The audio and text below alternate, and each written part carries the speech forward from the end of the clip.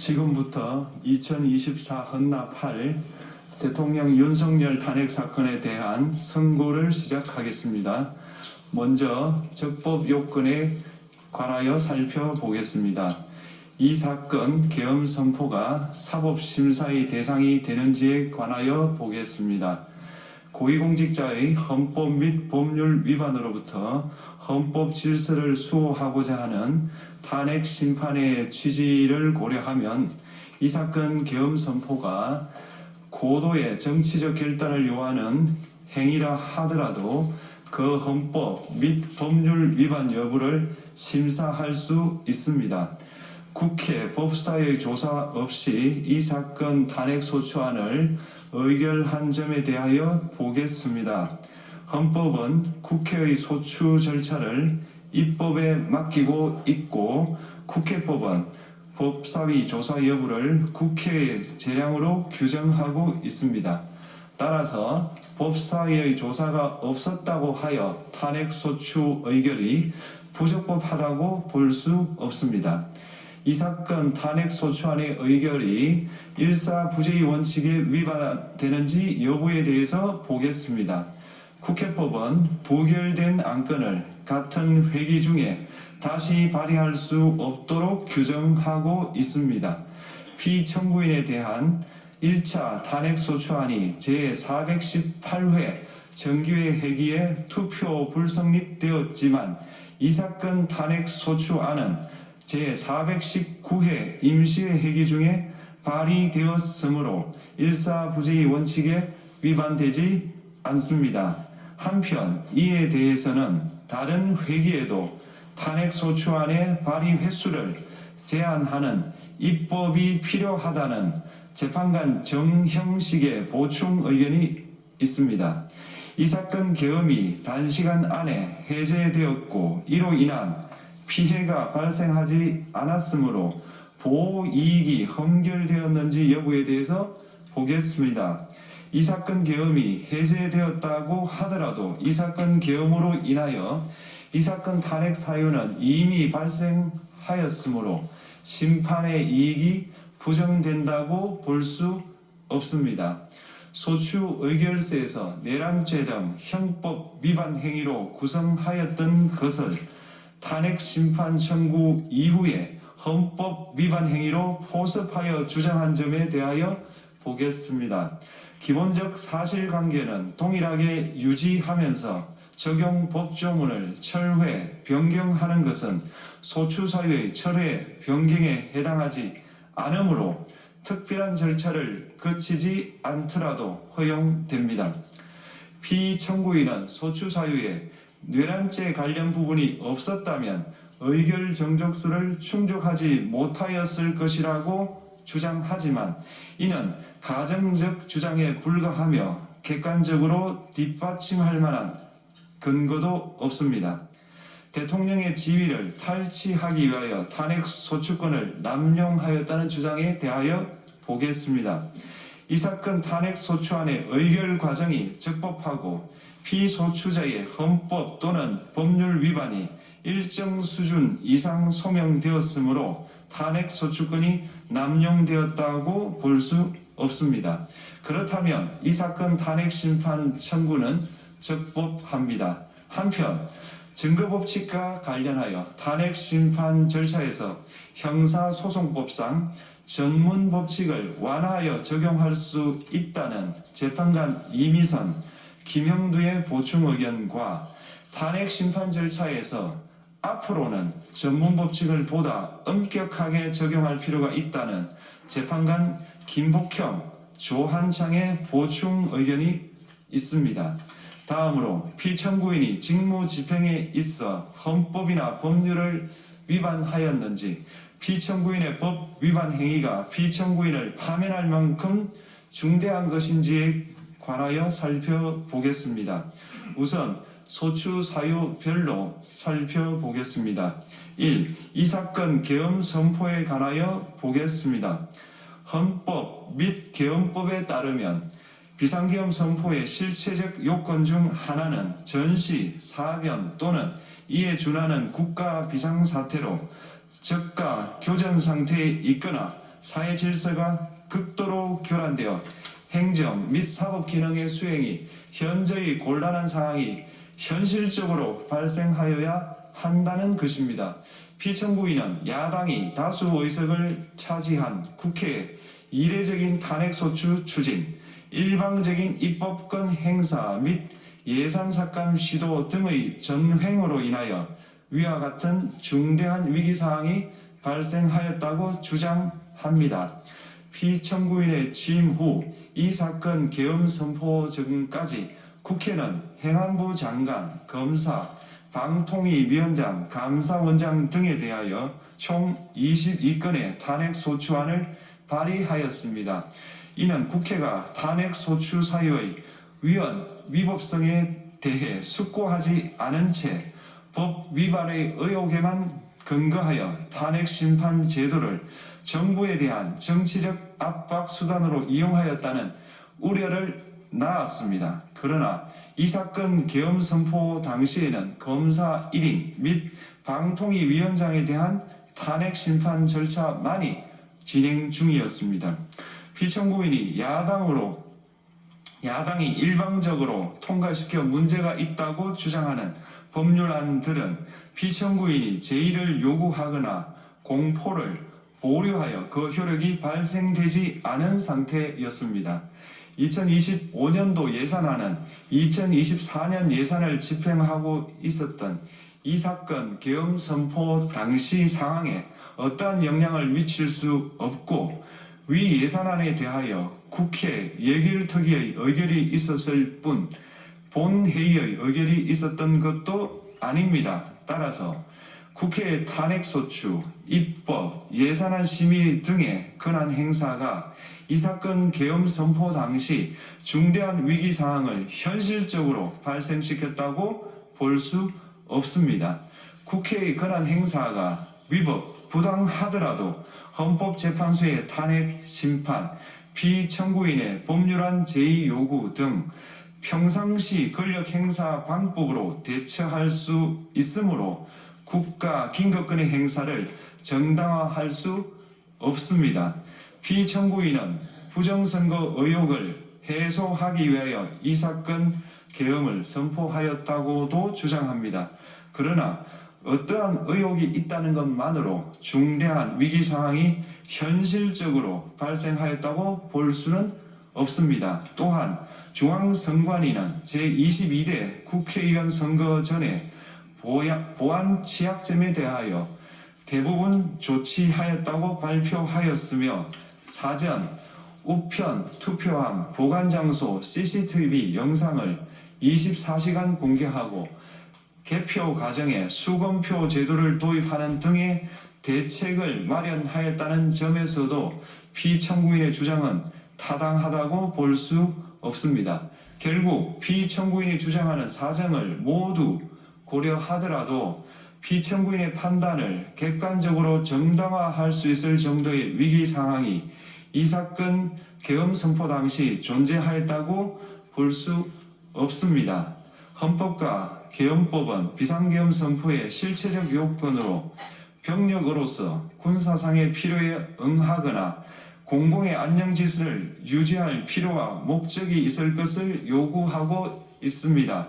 그런데 피청구인이 주장하는 국회의 권한 행사로 인한 국정마비 상태나 부정선거 의혹은 정치적, 제도적, 사법적 수단을 통하여 해결하여야 할 문제이지 병력을 동원하여 해결할 수 있는 것이 아닙니다.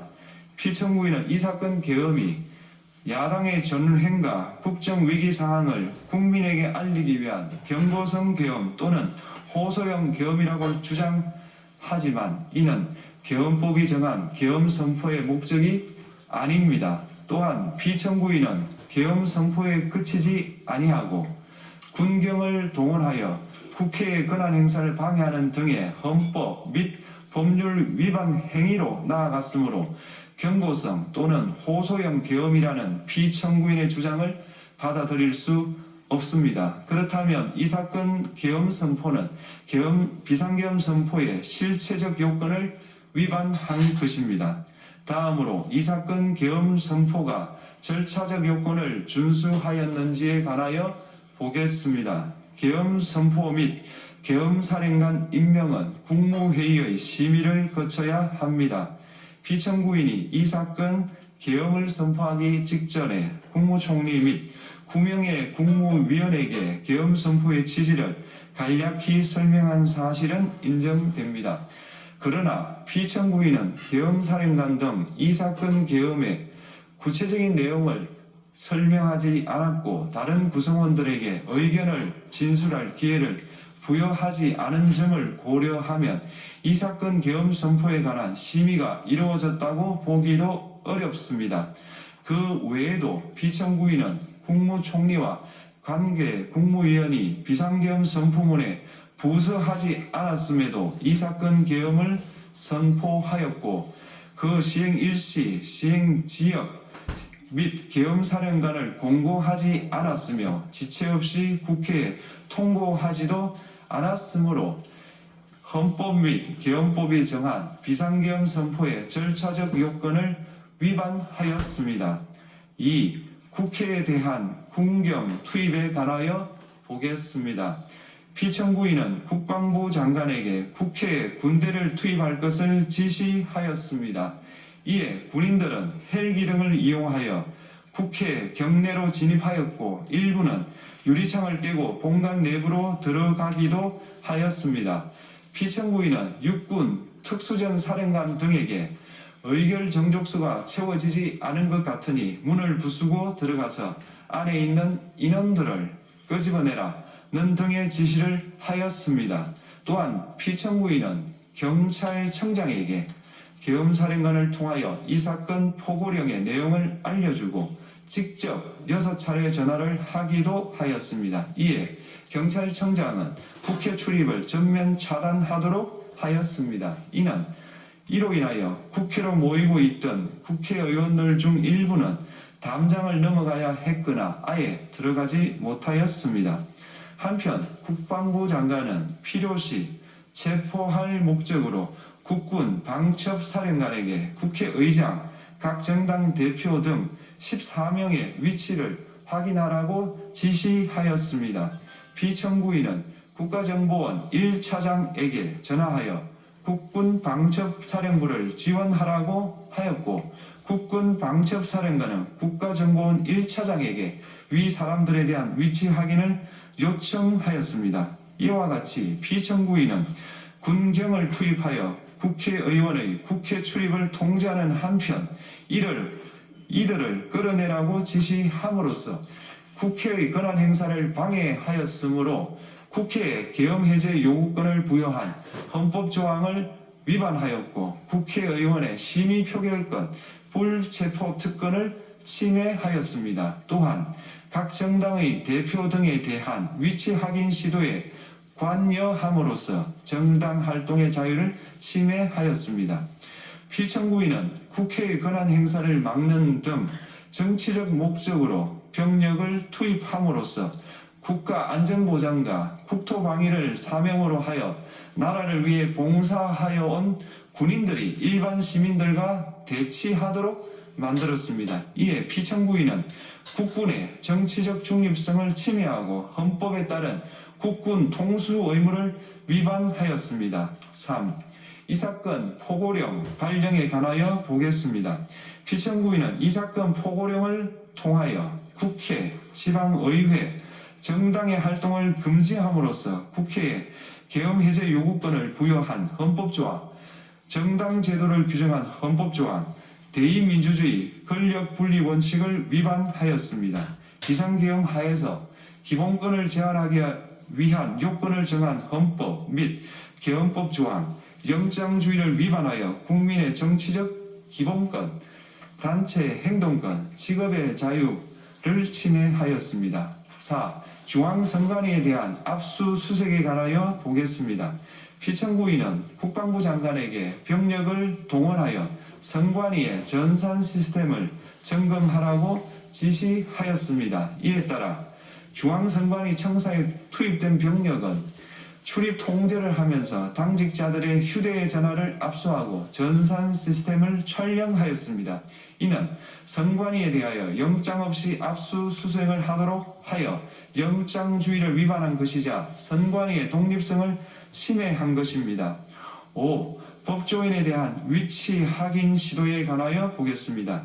앞서 말씀드린 바와 같이 피청구인은 필요시 체포할 목적으로 행해진 위치 확인 시도에 관여하였는데 그 대상에는 퇴임한 지 얼마 되지 않은 전 대법원장 및 전 대법관도 포함되어 있었습니다. 이는 현직 법관들로 하여금 언제든지 행정부에 의한 체포 대상이 될 수 있다는 압력을 받게 하므로 사법권의 독립을 침해한 것입니다. 지금까지 살펴본 피청구인의 법 위반 행위가 피청구인을 파면할 만큼 중대한 것인지 관하여 보겠습니다. 피청구인은 국회와의 대립사항을 타개할 목적으로 이 사건 계엄을 선포한 후 군경을 투입시켜 국회의 헌법상 권한 행사를 방해함으로써 국민 주권주의 및 민주주의를 부정하고 병력을 투입시켜 중앙선관위를 압수수색하도록 하는 등 헌법이 정한 통치구조를 무시하였으며 이 사건 포고령을 발령함으로써 국민의 기본권을 광범위하게 침해하였습니다. 이러한 행위는 법치국가 원리와 민주국가 원리의 기본 원칙들을 위반한 것으로 그 자체로 헌법 질서를 침해하고 민주공화정의 안정성에 심각한 위해를 끼쳤습니다.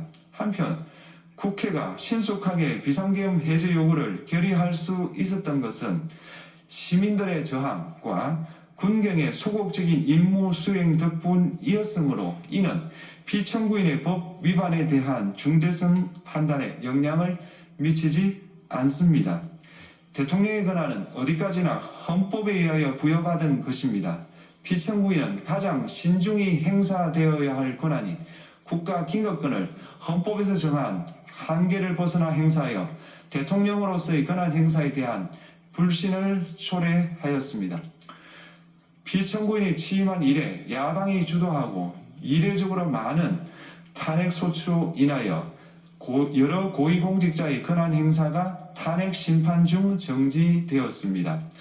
2025년도 예산안에 관하여 헌정사상 최초로 국회 예산결산특별위원회에서 정액 없이 감액에 대해서만 야당 단독으로 의결하였습니다. 피청구인이 수립한 주요 정책들은 야당의 반대로 시행될 수 없었고 야당은 정부가 반대하는 법률안들을 일방적으로 통과시켜 피청구인의 제의 요구와 국회의 법률안 의결이 반복되기도 하였습니다. 그 과정에서 피청구인은 야당의 전횡으로 국정이 마비되고 국익이 현저히 저해되어 가고 있다고 인식하여 이를 어떻게든 타개하여야만 한다는 막중한 책임감을 느끼게 되었을 것으로 보입니다. 피청구인이 국회의 권한 행사가 권력 남용이라거나 국정 마비를 초래하는 행위라고 판단한 것은 정치적으로 존중되어야 합니다. 그러나 피청구인과 국회 사이에 발생한 대립은 일방의 책임에 속한다고 보기 어렵고 이는 민주주의 원리에 따라 해소되어야 할 정치의 문제입니다. 이에 관한 정치적 견해의 표명이나 공적 의사결정은 헌법상 보장되는 민주주의와 조화될 수 있는 범위에서 이루어져야 합니다. 국회는 소수 의견을 존중하고 정부와의 관계에서 관용 그리고 자제를 전제로 대화와 타협을 통하여 결론을 도출하도록 노력하였어야 합니다. 피청구인 역시 국회의 대표인 국회를 협치의 대상으로 존중하였어야 합니다. 그럼에도 불구하고 피청구인은 국회를 배제의 대상으로 삼았는데 이는 민주정치의 전제를 허무는 것으로 민주주의와 조화된다고 보기 어렵습니다. 피청구인은 국회의 권한 행사가 다수의 횡포라고 판단했다 하더라도 헌법이 예정한 자구책을 통해 견제와 균형이 실현될 수 있도록 하였어야 합니다. 피청구인은 취임한 때로부터 약 2년 후에 치러진 국회의원 선거에서 피청구인이 국정을 주도하도록 국민을 설득할 기회가 있었습니다. 그 결과가 피청구인의 의도에 부합하지 않더라도 야당을 지지한 국민의 의사를 배제하려는 시도를 하여서는 안 되었습니다. 그럼에도 불구하고 피청구인은 헌법과 법률을 위반하여 이 사건 개헌을 선포함으로써 국가긴급권 남용의 역사를 재현하여 국민을 충격에 빠뜨리고 사회, 경제, 정치, 외교 전 분야의 혼란을 야기하였습니다. 국민 모두의 대통령으로서 자신을 지지하는 국민을 초월하여 사회 공동체를 통합시켜야 할 책무를 위반하였습니다. 군경을 동원하여 국회 등 헌법기관의 권한을 훼손하고 국민의 기본적 인권을 침해함으로써 헌법소의 책무를 저버리고 민주공화국의 주권자인 대한국민의 신임을 중대하게 배반하였습니다. 결국 피청구인의 위법 행위는 국민의 신임을 배반한 것으로 헌법소의 관점에서 용납될 수 없는 중대한 법 위반 행위에 해당합니다. 피청구인의 법 위반 행위가 헌법 질서에 미친 부정적 영향과 파급 효과가 중대하므로 피청구인을 파면함으로써 얻는 헌법소의 이익이 대통령 파면에 따르는 국가적 손실을 압도할 정도로 크다고 인정됩니다. 이에 재판관 전원의 일치된 의견으로 주문을 선고합니다. 탄핵 사건이므로 선고 시각을 확인하겠습니다. 지금 시각은 오전 11시 22분입니다. 주문, 피청구인 대통령 윤석열을 파면한다. 마치겠습니다.